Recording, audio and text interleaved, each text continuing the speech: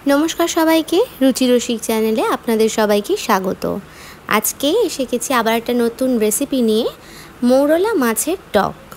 आम दिये किभाबे आपनारा मौरला माछेर टक बानाबेन सेई रेसिपि आपनादेर साथे शेयर करब। तेतुल दिয়েও হয়, आम दिয়েও হয়। आमी आजके आम दिये बानानोटा देखाबो। प्रथमे एखाने सर्षे निये निয়েছি, सेटाके जले आमी आध घंटा मतो भिजिए रेखेছিলাম। एबार एखाने हाफ मतो आम काँचा आम आमी निয়েছি मौरला माछ भालो करे धुए रेखेছি। एबार एटाके प्रथमे नुन हलुद माखिए नेब।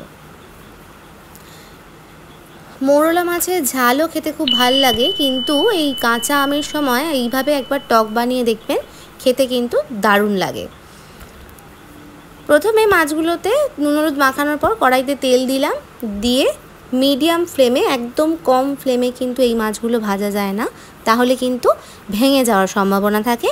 তো সেই জন্য এটাকে medium to high to medium ফ্লেমে এটাকে ভাজতে হবে।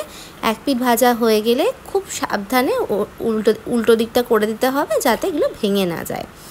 এরপরে এটাকে কিন্তু খুব মুচমুচে করে ভাজা যাবে না, কারণ তাহলে যে টকটা বানাবো সেটার যে পুরো ঝোলটা বা রসটা সেটা মাছগুলোর মধ্যে যাবে না। তাই জন্য খুব একটা ক্রিস্পি করে কিন্তু ভাজা যাবে না।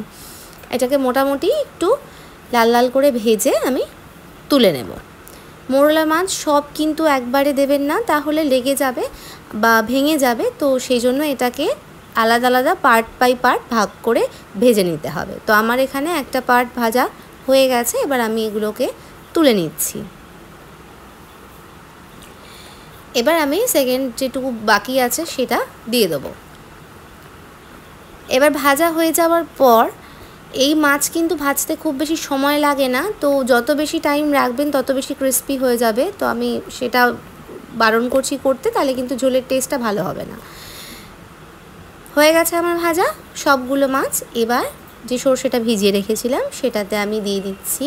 সেটা ছেঁকে নিয়েছি জল থেকে, মিক্সিং জারে দিয়ে তাতে আমি নুন, অল্প একটু হলুদ আর দিয়ে দেব 2-3টে কাঁচা লঙ্কা। এগুলোকে একটু জল দিয়ে একটা সুন্দর পেস্ট বানিয়ে নেব। এবার এখানে ওই সেম কড়াইতে আরও একটু তেল দিলাম, দিয়ে 2টো কাঁচা লঙ্কা দিলাম। ফোড়নের জন্য আমি এখানে 5 ফোড়ন ইউজ করেছি। এরপর এটাকে একটু ভেজে নিয়ে আমি কেটে রাখা কাঁচা আমগুলো কিন্তু দিয়ে দেব। এই আমগুলো যেহেতু বেশ শক্ত, তো এটাকে একটুখানি নেড়ে চেড়ে একটু ভাপিয়ে নিতে হবে, যাতে আমগুলো নরম হয়ে যায়। তার আগে আমি এতে একটু নুন আর একটু হলুদ দিলাম। এবার এটাকে আরেকটু ভেজে নিয়ে চাপা দিয়ে রাখবো মিনিট 2 মতো, যাতে একটু নরম হয়ে যায়।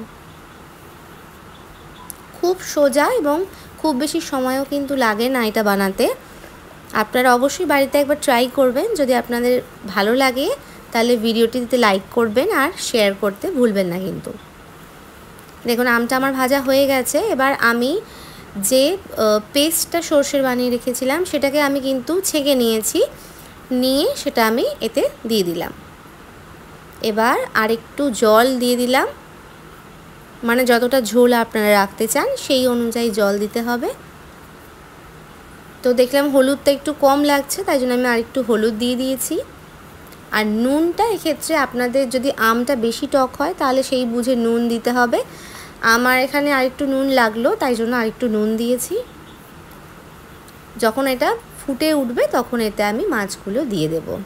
খুব বেশি সময় রান্না করার কোনো প্রয়োজন নেই, জাস্ট ফুটে উঠলেই মাছগুলো দিয়ে দিতে হবে এবং দিয়ে মিনিট 2 একটুখানি কম আঁচে এটাকে ফুটিয়ে নিলেই কিন্তু রেডি হয়ে যাবে আম দিয়ে মৌরলা মাছের টক।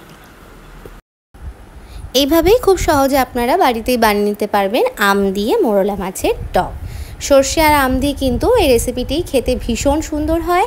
আপনারা একবার বাড়িতে অবশ্যই ট্রাই করে দেখবেন। যদি ভালো লাগে একটা লাইক করে দেবেন, আর আমাকে কমেন্টে জানাতে ভুলবেন না আপনাদের কেমন লাগে, বা আপনারা আর কী উপায় মৌরলা মাছ রান্না করেন সেটাও জানাতে ভুলবেন না। কিন্তু দেখা হচ্ছে আবার নতুন একটা কোনো রেসিপি নিয়ে খুব তাড়াতাড়ি।